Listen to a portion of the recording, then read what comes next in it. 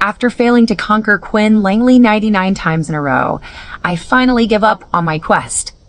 When Quinn insists on going on a vacation with the female lead, Melody Frost, during our 5th wedding anniversary, I grant his wish. When he wants to give Melody a proper title, I file for a divorce from him immediately. Even when Quinn wants to give the newborn that I've risked my life delivering to this world to Melody, I just nod and let him take the baby away. Upon noticing the pallor in my cheeks, Quinn goes down on one knee next to me and starts coaxing me softly. Melody is afflicted with a terminal disease, and she's infertile too. Her biggest wish in this lifetime is to form a family with me. Don't worry. Once she's passed away, I'll remarry you immediately. This time, we'll spend the rest of our lives as a family. What he doesn't know is that we no longer have a future together. I've already given up on the conquest mission after all. In 3 days, I'll get eradicated by the system and leave this world for good. Chapter 1. Seeing that I wasn't saying a word, Quinn Langley held my hand even more tightly, concern in his eyes. Why aren't you saying anything, Ari? Are you feeling unwell? Are you blaming me for letting Melody raise our daughter? 2. Don't worry. Our daughter is still young. After Melody passes on, we can remarry and raise her properly.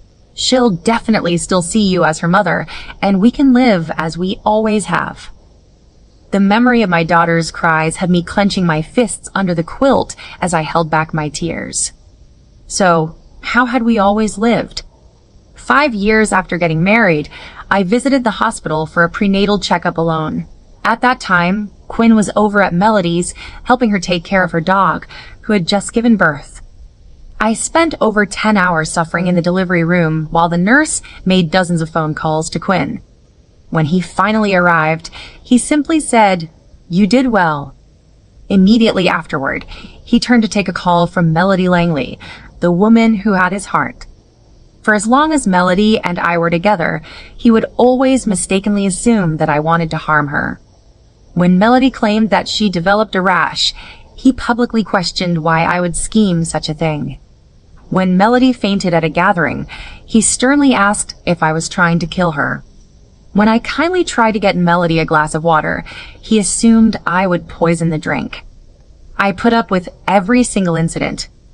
I did it because the system informed me that as long as I could successfully win Quinn's heart, I would receive a generous bonus that would allow me to live a better life. However, I'd already failed 99 times. Throughout these 99 attempts, I tried various approaches, being gentle and considerate, playing hard to get, and even going so far as to imitate Melody. But Melody would appear every time Quinn was just about to fall in love with me. As the main protagonist, he would always fall in love with her at first sight. No matter how hard I tried, I would always be the wicked wife in his eyes. Therefore, for this 100th attempt, I carefully avoided letting him and Melody meet each other. Yet, the connection between them was as strong as steel, and before I knew it, they'd fallen in love again. Even though I'd never even met Melody this time, Quinn was adamant that I'd caused her terminal illness because he'd given the lunch I made for him to her. He claimed that he had to fulfill all of Melody's wishes in the name of atonement on my behalf. With painstaking effort, I found evidence that Melody was faking her illness, only for him to burn it to ashes. He sighed and looked at me with a cold, exasperated gaze. "Did you think I'd believe you if you falsified evidence, Ari? Behave a little and don't do this again." At that moment, I was filled with despair. Quinn refused to believe the truth and insisted on being together with Melody. That was when I finally understood that the fates of the male and female protagonists were beyond my control. The fact that he immediately gave my daughter to Melody because the latter wanted to raise a child with complete disregard for my well-being was a case in point. I'd given up on trying to win his heart anyway. I looked up at Quinn. "It's all right. It's what I owe Melody anyway. After I'm discharged from the hospital, I'll move out of your house so you can live together as a family." He was shocked. "Why are you so indifferent now, Ari? You used to always cry and kick up a fuss." Chapter 2. I couldn't help but laugh. All I had to show for crying and kicking up a fuss was 99 failures. Moreover, Quinn was the one who treated me with indifference first. He gave Melody the precious jewelry he'd spent a fortune to buy for me. All he had to say to me was, "You have a lot of jewelry, so you'll hardly miss this one. It's different for Melody." He broke his own rule of not bringing female partners to business parties by taking Melody with him. "You can depend on me financially, but the same's not true for Melody. She plans to start her own business in the future, so she needs the experience," he explained. He did not refute others' assumptions that Melody was his wife. "It's not easy for a woman to build up a career, but nobody will dare bully her if she goes around bearing that title," he defended. In fact, he later prevented me from showing up at his company or delivering him lunch. Instead, these responsibilities were handed over to Melody. When I expressed disapproval, feeling slighted, Quinn frowned and sighed. "Irrelevant personnel like you showing up at the company all the time is bad for our image. Besides, cooking is tiring, so just leave it to Melody." "Why don't you just travel around and enjoy the sights?" he suggested. He kept me cooped up at home like a trophy wife. There was no true love involved. So, I couldn't bear it anymore and completely gave up on winning his heart. "I've already found myself a decent place to live. After I'm discharged, I won't ever appear before you two again," I told him. Quinn clenched his fists and bellowed angrily. "Fine, then leave. Get a moving company to move your things out immediately. I don't want to see anything belonging to you in my house." I nodded and took out my phone to call a moving company. Quinn's expression darkened at this. "Are you that eager to leave my side?" I said nothing, but before I could make the call, an incoming call interrupted me. A call from my 4-year-old son, Atlas Langley. "Mommy, where did you put my mechaformer?" he asked impatiently. "I can't find it again." I replied calmly, "I'm moving out, so get your new mommy, Melody, to find it for you." Atlas was stunned. "What did you say?" I repeated, "What I'm saying is, Melody will be your mother from now on. I'll no longer be your mother. I'll no longer be involved in your problems." After a momentary silence, Atlas shouted, "Great! I can finally get a new mommy. Thank you, Ms. Summer." With that, he hung up giddily. Quinn, his eyes bloodshot, said with disappointment, "You're even abandoning your son? Ariel Summer, how can you be so cruel? You'd even cast aside Atlas and me." "Me? Cruel?" Did he not overhear how happy Atlas was? After all, I'd never given birth to a child in my past 99 attempts. Atlas was the only child born during a period of mutual love. I treasured him as much as my own life. Until I passed by Quinn's office and heard Melody's heavy breathing from within, that was. The two of them were having a secret tryst in the office. I overheard Quinn complaining that I was no longer fun to lie with after giving birth, as I'd become out of shape. I had a breakdown right then and there. In order to successfully capture Quinn's heart, I sped up my search for evidence that Melody was faking her illness. During that time, I was motivated by not just my unborn child, but also Atlas. However, Atlas also took a liking to Melody and mentioned more than once that he wanted her to be his mother. Instead of lecturing him, Quinn treated his words as a joke and said cheerily, "Okay, I'll take you over to Melody's place to play." He said to me, "Atlas is only 4 years old. Children at his age say a lot of nonsense, so don't hold it against him." I believed him, at least up until last week, right about when I was due to enter labor. That was when Atlas pushed me down some stairs, yelling, "It's all because you're hogging me and Daddy that Melody can't be reunited with us. Go die." At that moment, I clearly understood that Atlas wasn't just spouting nonsense. As such, my only thought was to give birth to my unborn child, look after her until she was about a year old, then find a good family to adopt her. After that, I would return to my original world. But now, Quinn had taken my child to Melody before I'd even been able to see her.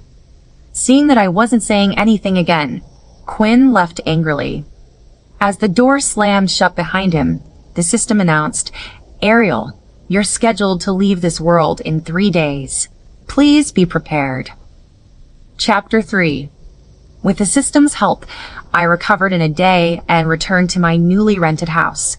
I was prepared to live out the next 2 days in peace and quiet. I felt much calmer without Quinn and Atlas yelling in my ear. However, a group of black-suited men swarmed into my house 2 days later. Upon seeing me, one of them shouted coldly, "That's her. Take her away." I was still having lunch at the time. I was baffled when they covered my mouth and dragged me off to the house I used to stay in with Quinn. Melody was in the living room, holding a wailing infant. Her eyes lit up when she saw me. "You've finally come back, Ariel," she exclaimed. Then she continued aggrievedly, "She's been crying ever since I got her. Did you feed her something? She's your child, so you can't just..." I reflexively took my daughter from her before Melody could even finish speaking. She gradually stopped crying in my arms. She stared unblinkingly at me and even seemed to be smiling. Quinn was dumbfounded. He didn't notice that Melody's gaze had darkened completely. Melody gritted her teeth before forcing a smile and saying despondently, "In the end, Ariel's still her biological mother, unlike me. Who knows if I'll still have a chance to have a child of my own?" Her words were cut off by a series of coughs, her face instantly turning pale. Quinn immediately snapped out of his daze and hugged her, comforting her and patting her back gently. His movements were so practiced, he must have done that 1,000 times before. Melody gently tried to push him away. "Ariel's still here." Quinn interrupted coldly, "You're my wife now, so it doesn't matter." As he spoke, he glanced pointedly at the nanny, Goldia Jennings, who had been standing off to the side. "Well, hurry up and take the child back." My daughter had already fallen asleep. Melody carefully took her and hummed gently to her. However, a second later, she started crying harder. She waved her hands wildly in the air, her face turning purple. Melody started crying from fright. "What's going on? She was fine just a moment ago. How did this happen?" Quinn led Melody and our daughter outside. "We're heading to the hospital right away." Halfway to the door, a thought seemed to occur to him. He glanced at the men in black and ordered, "Bring Ariel Summer along as well." After arriving at the Langley family's private hospital, the doctor frowned down at my daughter, who was breathing weakly. "She looks like she's been poisoned." As soon as the words left his mouth, Goldia arrived in a hurry with Atlas in tow. "This is bad. Mr. Atlas has difficulty breathing, and his face has turned purple." Quinn was shocked. How did this happen to Atlas too? The doctor looked Atlas over with a serious expression. These two seem to be affected by the same poison. "Quick! We need to detoxify them." Quinn glared disbelievingly at me and roared, "What kind of poison did you feed the children? Ariel Summer? Our daughter's only 4 days old. How cruel can you be? It's no wonder you disowned them and decided to let Melody stay with me. You were already planning to frame her today, weren't you?" I desperately shook my head. "That's not it at all. They're both my children, so there's no way I'd poison them. You can't accuse me of this without evidence." Quinn snorted coldly, refusing to listen. "It's not like it's the first time you've done such a thing. You are behind Melody's current condition too, so poisoning 2 children is hardly beyond you." I shook my head repeatedly, tears falling from my face. Even if I didn't like Atlas anymore, he was still my biological child. How could I even think of harming him? I wanted to follow after the doctor to check on the children, but Quinn's men held me down before I could take more than a single step forward. Quinn mocked coldly, "Still trying to run, are we? Just wait right there. You'll get to go home only once the children are fine." Chapter 4. I watched Quinn, Melody, the children, and the doctor move away. Thinking of the fact that I'd be able to go home in another 6 hours, I gritted my teeth and offered no resistance. I just hoped that the operation would go smoothly and that the children would be safe. That way, I could go home without any lingering worries. By around 10 o'clock, more and more people had shown up at the hospital, many of whom recognized me. "Isn't that Quinn Langley's ex-wife?" Why is she being held down by his bodyguards? She didn't do something bad again, did she? Hey, get this. I just heard that she poisoned her own children in order to frame Melody Frost. She really is despicable. Even animals don't kill their young, but she's actually willing to harm her own children. How sickening. I closed my eyes, forcing myself to ignore their words. I didn't know how much time passed before the operation was finally over. My eyes snapped open, and I looked expectantly at the doctor. Melody stood to one side, crying with her hands over her face. What? My daughter's gone. My head spun, and I almost lost my balance. You're lying to me. You're all lying, aren't you? Just as the words left my mouth, a nurse walked out with a silent child in her arms. I broke away from everyone and rushed up to the nurse. I carefully checked my daughter for breathing, but I felt nothing. She lay quietly in the nurse's arms as if she'd just fallen asleep. Quinn's expression was murderous. Ariel Summer, you actually killed your child just to drive Melody away. It wasn't me, I retorted loudly. My gaze landed on Melody. It was you. You killed my child. My son loves you so much, and my daughter was just 4 days old. How could you be so wicked? Have you no conscience? You're worse than a beast. The smile in Melody's eyes was unmistakable, but she blinked and forced out a few tears. Ariel, I love them so much, and I'm not long for this world. How could I possibly wish to harm them? Because you're faking your illness, so of course you wouldn't want annoying children by your side. You'd better pay for your sins. I screamed hoarsely, rushing over to grab her. Quinn pulled me back with one hand, his eyes filled with disappointment.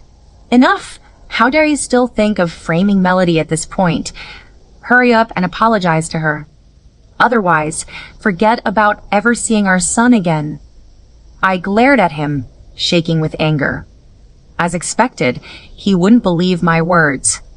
Deflating all at once, I turned to take my daughter with the intent of giving her a proper burial before leaving this world. However, Quinn's bodyguard beat me to it and took her away. Send the body for cremation, Quinn ordered icily. No, please don't. Let me give her a proper burial, okay? I want to send her off on her final journey, I pleaded. Quinn said nothing, simply leaving me to cry and beg. I cried until I was lightheaded. The system's voice rang out as I clung to my last shred of consciousness. 5 seconds remaining. Ariel, please be on standby. I closed my eyes and stopped struggling.